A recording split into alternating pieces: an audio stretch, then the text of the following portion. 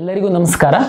ಕರ್ನಾಟಕ ಪರೀಕ್ಷಾ ಪ್ರಾಧಿಕಾರ CET 2025ಕ್ಕೆ ಸಂಬಂಧಪಟ್ಟಂತೆ ವಿದ್ಯಾರ್ಥಿಗಳಿಂದ ಅರ್ಜಿಯನ್ನು ಆಹ್ವಾನಿಸಲಾಗಿತ್ತು. ಈಗಾಗಲೇ 2.5 ಲಕ್ಷದಷ್ಟು ವಿದ್ಯಾರ್ಥಿಗಳು ಅರ್ಜಿಯನ್ನು ಸಲ್ಲಿಸಿದ್ದಾರೆ. ತಮಗೆಲ್ಲರಿಗೂ ಗೊತ್ತಿರುವಂತೆ ಕರ್ನಾಟಕ ಪರೀಕ್ಷಾ ಪ್ರಾಧಿಕಾರ ಕರ್ನಾಟಕ ರಾಜ್ಯದಲ್ಲಿ ವಿವಿಧ ವೃತ್ತಿಪರ ಕೋರ್ಸುಗಳಿಗೆ ಸೀಟು ಹಂಚಿಕೆ ಮಾಡುವುದಕ್ಕೋಸ್ಕರ ಕರ್ನಾಟಕ ಸಾಮಾನ್ಯ ಪ್ರವೇಶ ಪರೀಕ್ಷೆಯನ್ನು ನಾವು ನಡೆಸ್ತೀವಿ. ಇದರಲ್ಲಿ PCMB 4 ಸಬ್ಜೆಕ್ಟ್ಗಳು ಇರುತ್ತೆ. ಕೆಲವರು 3 ಸಬ್ಜೆಕ್ಟನ್ನು ಮಾತ್ರ ಪರೀಕ್ಷೆಗೆ ಆಯ್ಕೆ ಮಾಡಿಕೊಳ್ತಾರೆ. ತಾವು ಅರ್ಜಿ ಸಲ್ಲಿಸುವಂತಹ ಸಂದರ್ಭದಲ್ಲಿ CETಗೆ ಅರ್ಜಿ ಸಲ್ಲಿಸಬೇಕು ಮತ್ತು ಯಾವ ಸಬ್ಜೆಕ್ಟ್ಗಳಲ್ಲಿ ತಾವು ಪರೀಕ್ಷೆಯನ್ನು ಬರೀತೀರಾ ಅಂತನ್ನುವಂಥದ್ದು ಟಿಕ್ ಮಾಡುವಂಥದ್ದಕ್ಕೆ ನಾವು ಕೇಳಿದ್ವಿ. ಮುಂದುವರೆದು ಕೆಲವು ವಿದ್ಯಾರ್ಥಿಗಳು CET ಪರೀಕ್ಷೆಯನ್ನು ಬರೀತಾರೆ, NMC ನಡೆಸುವಂತಹ ನೀಟ್ ಪರೀಕ್ಷೆಯನ್ನು ಸಹ ತಾವು ಬರೀತೀರಾ.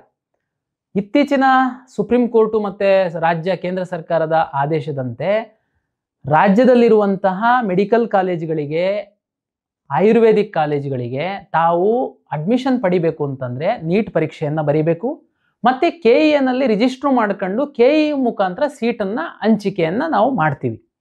ಇಲ್ಲಿ ನಾವು KE ಒಂದು ವೇಳೆ ಕೇವಲ ನಾವು ನೀಟ್ ಪರೀಕ್ಷೆಯನ್ನು ಬರಿತೀವಿ ಅಂತಂದರೆ ತಾವು KEನಲ್ಲಿ ರಿಜಿಸ್ಟ್ರೇಷನ್ ಮಾಡ್ಕೊಳ್ಳಿ ಅನ್ನುವಂತಹ ದೃಷ್ಟಿಕೋನದಿಂದ ನಾವು ಇದೇ ಅರ್ಜಿಯಲ್ಲಿ ನೀವು ರಿಜಿಸ್ಟ್ರೇಷನ್ ಮಾಡುವಂಥದ್ದಕ್ಕೆ ನಾವು ರಿಕ್ವೆಸ್ಟ್ ಮಾಡಿದ್ವಿ.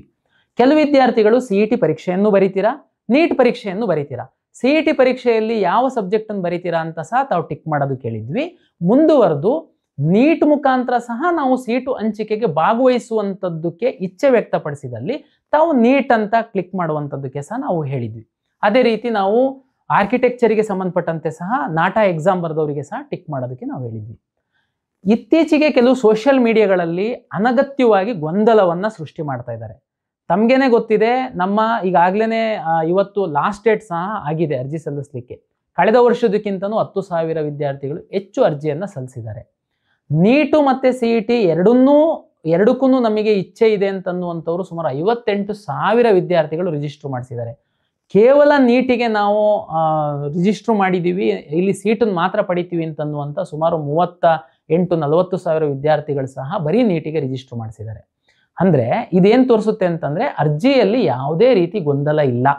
ಕೆಲವು ಸಾಮಾಜಿಕ ಮಾಧ್ಯಮದಲ್ಲಿ ಕೆಲವು ಚಾನಲ್ಗಳು ನಡೆಸುವಂಥವರು ಅನಗತ್ಯವಾಗಿ ವಿದ್ಯಾರ್ಥಿಗಳಿಗೆ ಗೊಂದಲ ಸೃಷ್ಟಿ ಮಾಡ್ತಾ ಇದ್ದಾರೆ. ಹಾಗಾಗಿ ನಾನು ನಿಮಗೆ ಹೇಳುವಂಥದ್ದು ಇಷ್ಟೇ, ಯಾವುದಾದ್ರೂ ಅಧಿಕೃತವಾಗಿ ವಿದ್ಯಾರ್ಥಿಗಳಿಗೆ ಮಾಹಿತಿ ನೀಡಬೇಕು ಅಂತಂದರೆ ನಾವು ನಮ್ಮ KE ಟ್ವಿಟರ್ ಅಕೌಂಟಲ್ಲಿ ನಾವು ಟೈಮ್ ಟು ಟೈಮ್ ಅಪ್ಡೇಟ್ ಮಾಡ್ತಾ ಇರ್ತೀವಿ. ದಯಮಾಡಿ ಫಾಲೋ ಮಾಡಿ, ನಾವು ಅದರಲ್ಲಿ ಮಾಹಿತಿಯನ್ನು ಕೊಡ್ತೀವಿ. ಈ ಗೊಂದಲಕ್ಕೆ ಸ್ಪಷ್ಟವಾಗಿ ಇನ್ನೊಮ್ಮೆ ಹೇಳುವಂಥದ್ದಾದರೆ, ಯಾರು CETಗೆ ಅರ್ಜಿಯನ್ನು ಹಾಕ್ತೀರಾ, CET ಪರೀಕ್ಷೆಯನ್ನು ಬರೀತೀರಾ, ನೀವು ಅಲ್ಲಿ ಸಬ್ಜೆಕ್ಟನ್ನು ಟಿಕ್ ಮಾಡ್ತೀರಾ. PCM, PCB or PCMB 4 subject ಬರೀತೀರಾ ಅಂತೇಳಿ.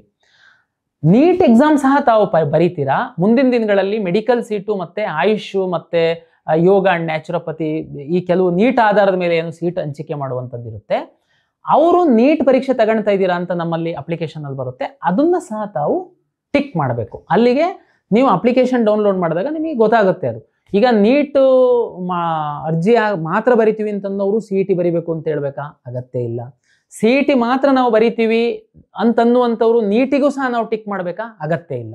ಕೆಲವರು ಬರೀ ಇಂಜಿನಿಯರಿಂಗ್ ಮಾಡಬೇಕು ಅಂತ ಇರುತ್ತೆ, ನಿಮ್ಮದು ಸ್ಪಷ್ಟ ಗುರಿ ಇರುತ್ತೆ, ತಾವು CET ಟಿಕ್ ಮಾಡಿ CET ಪರೀಕ್ಷೆಯನ್ನು ಬರೀರಿ, ನಾವು ಅದರ ಆಧಾರದ ಮೇಲೆ ನಿಮಗೆ ಸೀಟ್ ಅಲಾಟ್ ಮಾಡ್ತೀವಿ. ಹಾಗಾಗಿ ಆಮೇಲೆ ಇನ್ನೂ ಒಂದು ಹೇಳಲಿಕ್ಕೆ ಇಚ್ಛೆ ಪಡ್ತೀನಿ, ಕೆಲವರು ನೀಟ್ ಪರೀಕ್ಷೆಯನ್ನು ಬರೆಯುವಂಥವ್ರು ಒಂದು ವೇಳೆ ಅಪ್ಲಿಕೇಶನ್ನಲ್ಲಿ ನೀಟನ್ನು ನಾವು ಟಿಕ್ ಮಾಡಿಲ್ಲ ಅಂತಂದರೆ ತಾವು ಚಿಂತೆ ಮಾಡುವ ಅಗತ್ಯ ಇಲ್ಲ.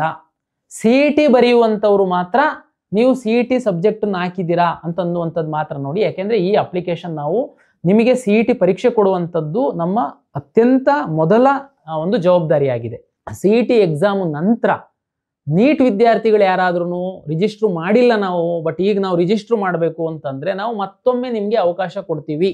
ಆವಾಗ ನೀವು ನೀಟ್ಗೋಸ್ಕರ ರಿಜಿಸ್ಟ್ರು ಮಾಡ್ಕೊಳ್ಬೋದು. ಮತ್ತು ನೀಟ್ ರಿಸಲ್ಟ್ ಬಂದಾದಮೇಲೆ ನೀವು ನೀಟ್ ರಿಜಿಸ್ಟ್ರ್ ನಂಬರ್ ಆಗ್ತು ಅಂತಂದರೆ ನಮಗೆ ನೀಟಿಂದನೇ ನಿಮ್ಮದು ರ್ಯಾಂಕನ್ನು ನಮಗೆ ಕೊಡ್ತಾರೆ. ಅದರ ಆಧಾರದ ಮೇಲೆ ನಿಮ್ಮನ್ನು ಸೀಟು ಅಲಾಟ್ಮೆಂಟಿಗೆ ನಾವು ಪರಿಗಣಿಸ್ತೀವಿ. ಹಾಗಾಗಿ ಯಾವ ಗೊಂದಲವೂ ಬೇಡ. ನೀವು CETಗೆ ಅರ್ಜಿ ಹಾಕಿದ್ದೀನಿ, ನಾನು ನೀಟ್ ಕ್ಲಿಕ್ ಮಾಡಿಲ್ಲ, ಡೋಂಟ್ ವರಿ. ನಿಮಗೆ ನೀಟ್ ಕ್ಲಿಕ್ ಮಾಡಿಲ್ಲ ಅಂತಂದರೆ ಇವತ್ತು ನೀವು ಸಂಜೆ ತನಕ ಮಾಡ್ಬೋದು. ನೀವು ಮಾಡಿದ್ರೆ ಮಾಡಿ, ಇಲ್ಲ ಅಂತಂದ್ರೂ ಚಿಂತೆ ಇಲ್ಲ. ನಿಮಗೆ ಮತ್ತೊಮ್ಮೆ ನಾವು ನೀಟಿಗೆ ಮಾತ್ರ ರಿಜಿಸ್ಟ್ರ್ ಮಾಡುವಂಥದ್ದಕ್ಕೆ ಅವಕಾಶ ಕೊಡ್ತೀವಿ. ಮುಂದುವರೆದು ಡಾಕ್ಯುಮೆಂಟ್ ಪರಿಶೀಲನೆ ಮಾಡುವಂಥದ್ರ ಬಗ್ಗೆ ಈಗಾಗಲೇ ನಾನು ಲಿಖಿತವಾಗಿ ಕ್ಲಾರಿಫಿಕೇಶನ್ ಕೊಟ್ಟಿದ್ದೀನಿ.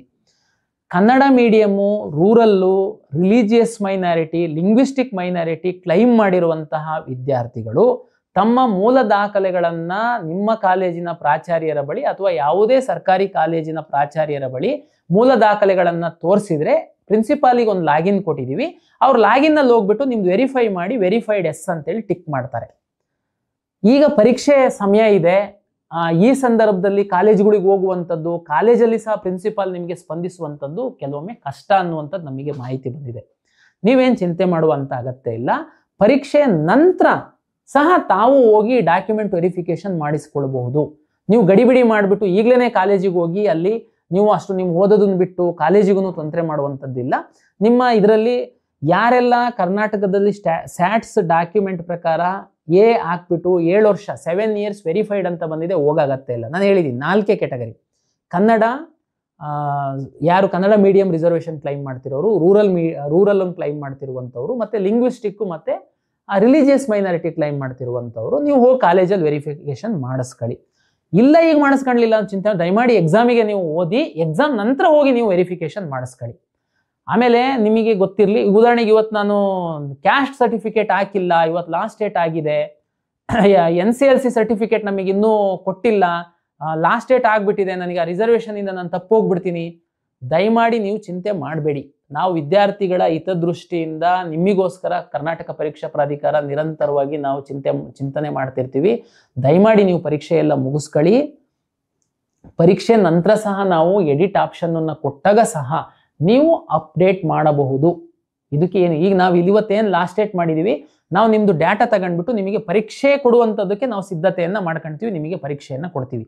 ಯಾವುದೋ ರಿಸರ್ವೇಷನ್ ಹಾಕಿಲ್ಲ, ಡಾಕ್ಯುಮೆಂಟ್ ವೆರಿಫಿಕೇಶನ್ ಮಾಡಿಲ್ಲ, ರಿಸರ್ವೇಷನ್ ನಾನು ಕ್ಲೈಮ್ ಮಾಡಿದ್ದೆ, ಅದು ಏನೋ ರಿಫ್ಲೆಕ್ಟ್ ಆಗಿಲ್ಲ ತಾಂತ್ರಿಕ ದೋಷದಿಂದ, ಡೋಂಟ್ ವರಿ. ಪರೀಕ್ಷೆ ಮುಗಿಲಿ, ನಿಮಗೆ 10 days ನಾನು ಟೈಮ್ ಕೊಡ್ತೀನಿ. ಆ ಟೈಮಲ್ಲಿ ನೀವು ಮತ್ತೊಮ್ಮೆ ಎಲ್ಲ ಪ್ರಾಪರಾಗಿ ಅಪ್ಡೇಟ್ ಮಾಡ್ಕೊಳ್ವಂತ್ರಿ. ನಿಮ್ಮ ರಿಸರ್ವೇಷನ್ನು ಇದೆಲ್ಲದೂ ನಮಗೆ ಬೇಕಾಗಿರುವಂಥದ್ದು ನಿಮ್ಮ ಸೀಟ್ ಅಲಾಟ್ಮೆಂಟಿಗೋಸ್ಕರ. ಹಾಗಾಗಿ ಪರೀಕ್ಷೆ ಆಗುತ್ತೆ, ಪರೀಕ್ಷೆ ಆದಮೇಲೆ ನಿಮಗೆ ರಿಸಲ್ಟ್ ಬರುತ್ತೆ. ರಿಸಲ್ಟ್ ಬರೋದ್ರೊಳಗಡೆ ನಮಗೆ ಸಾಕಷ್ಟು ಸಮಯ ಇದೆ, ಅಲ್ಲಿ ನಾವು ನಿಮಗೆ ಅವಕಾಶ ಕೊಡ್ತೀವಿ. ಆಮೇಲೆ ಕೆಲವು ಸ್ಪೆಷಲ್ ಕ್ಯಾಟಗರಿ ಅವರಿದ್ದಾರೆ, NCC, ಡಿಫೆನ್ಸು, ಇವ್ರುಗಳೆಲ್ಲ ಸ್ಪೋರ್ಟ್ಸ್ ಕೋಟಾ, ನಿಮ್ದೆಲ್ಲ ಕ್ಲೈಮ್ಡು ಮತ್ತು ನಾಟ್ ವೆರಿಫೈಡ್ ಅಂತ ನಿಮ್ಮ ಅರ್ಜಿನಲ್ಲಿ ಬಂದಿರುತ್ತೆ. ನೀವು ಚಿಂತೆ ಮಾಡಬೇಡಿ, ನೀವು ಪರೀಕ್ಷೆಗೆ ಓದಿ. ಪರೀಕ್ಷೆ ನಂತರ ನಿಮ್ಮನ್ನು ನಾವು KEAಗೆ ಇನ್ವೈಟ್ ಮಾಡ್ತೀವಿ. ತಾವು ಬಂದು ಮೂಲ ದಾಖಲೆಗಳನ್ನು ತೋರಿಸಿದ್ರೆ ಸಂಬಂಧಪಟ್ಟ ಸ್ಪೋರ್ಟ್ಸ್ ಅಂದರೆ ಸ್ಪೋರ್ಟ್ಸ್ ಇಲಾಖೆಯವರು ಇರ್ತಾರೆ, NCC ಅಂತಂದರೆ NCC ಅವರು ಇರ್ತಾರೆ, ಅವರು ವೆರಿಫೈ ಮಾಡ್ತಾರೆ. ಈಗ NCC ಅವರು, ಸರ್ ನಮಗಿನ್ನೂ ಎಕ್ಸಾಮ್ ಬರ್ದಿದ್ದೀವಿ, ಸರ್ಟಿಫಿಕೇಟೇ ಬಂದಿಲ್ಲ, ನಾವು ಅರ್ಜಿನಲ್ಲಿ ಕ್ಲೈಮ್ ಸಹ ಮಾಡಿಲ್ಲ. ಚಿಂತೆ ಮಾಡಬೇಡಿ, ನೀವು ಎಕ್ಸಾಮ್ ಆದಮೇಲೆ ನಾನು ಎಡಿಟಿಗೆ ಆಪ್ಷನ್ ಕೊಡ್ತೀನಿ, ಅವಾಗ ನೀವು ಕ್ಲೈಮ್ ಮಾಡಿ ಬಂದು ಡಾಕ್ಯುಮೆಂಟನ್ನು ಸಬ್ಮಿಟ್ ಮಾಡಿ. ಕ್ಯಾಸ್ಟ್ ಹಾಕಿಲ್ಲ ಸರ್, ತಹಶೀಲ್ದಾರ್ ಇನ್ನೂ ಕೊಟ್ಟಿಲ್ಲ, ನೀವು ಚಿಂತೆ ಮಾಡಬೇಡಿ, ಎಕ್ಸಾಮ್ ಆದಮೇಲೆ ನಿಮಗೆ ಎಡಿಟಿಗೆ ಕೊಡ್ತೀವಿ, ಮತ್ತೊಮ್ಮೆ ತಾವು ಕ್ಯಾಸ್ಟ್ ಹಾಕ್ಕೊಳ್ಬೋದು. ಇದು ನಿಮ್ಮದು ರಿಸರ್ವೇಷನ್ ಪದೇ ಪದೇ ಏನು ಚೇಂಜ್ ಆಗಲ್ಲ. ಹಂಗಾಗಿ ನಾವು ನಿಮಗೆ ಕೊನೆ ತನಕ ಫೆಸಿಲಿಟೇಟ್ ಮಾಡ್ತೀವಿ. ನಮ್ಮ KEA ಇಂದ ಏನು ಇನ್ಫಾರ್ಮೇಷನ್ ಅಧಿಕೃತವಾಗಿ ನಾವು ಕೊಡ್ತೀವಿ, ನಮ್ಮ ಟ್ವಿಟರ್ ಅಕೌಂಟಲ್ಲಿ ಕೊಡ್ತೀವಿ, ಅದು ಫೈನಲ್ಲು. ಈಗ ನಾವು ಕೊಟ್ಟಂಥ ಮಾಹಿತಿನ ಬೇರೆ ಬೇರೆಯವರು ಸಾಮಾಜಿಕ ಜಾಲತಾಣಗಳಲ್ಲಿ ಬೇರೆ ಬೇರೆ ರೀತಿ ಇಂಟರ್ಪ್ರಿಟೇಷನ್ ಮಾಡಿ ನಿಮಗೆ ಮಿಸ್ಗೈಡ್ ಮಾಡ್ತಾರೆ. ದಯಮಾಡಿ ಮಿಸ್ಗೈಡ್ ಆಗಬೇಡಿ, ನಿಮ್ಮ ಜೊತೆ ನಾವಿದ್ದೀವಿ. ಪ್ರತಿ ಹಂತದಲ್ಲಿ ನಾವು ನಿಮಗೆ ಗೈಡ್ ಮಾಡ್ತಾ ಹೋಗ್ತೀವಿ. ನಿಮಗೆ ಯಾವುದೇ ರೀತಿ ತೊಂದರೆ ಆಗದಿಲ್ದಿರೋ ರೀತಿ ನಾವು ಫೆಸಿಲಿಟೇಟ್ ಮಾಡ್ತೀವಿ. ಹಾಗಾಗಿ ನೀವು ಸದ್ಯಕ್ಕೆ ಪರೀಕ್ಷೆಗೆ ಸರಿಯಾದ ರೀತಿಯಲ್ಲಿ ಅಭ್ಯಾಸ ಮಾಡಿ ಒಳ್ಳೆ ರೀತಿಯಲ್ಲಿ ಪರೀಕ್ಷೆ ಬರೀರಿ. ನಿಮ್ಮ ಅಪ್ಲಿಕೇಶನಲ್ಲಿ ಸಣ್ಣ ಪುಟ್ಟ ಲೋಪದೋಷ ಆಗಿತ್ತು ಅಂತಂದರೆ ನಾವು ಪರೀಕ್ಷೆ ಆದ ನಂತರ ನಿಮಗೆ ಎಡಿಟ್ ಆಪ್ಷನ್ ಕೊಟ್ಟು ಸರಿಪಡಿಸುವಂಥದ್ದಕ್ಕೆ ಅವಕಾಶ ಮಾಡಿಕೊಡ್ತೀವಿ.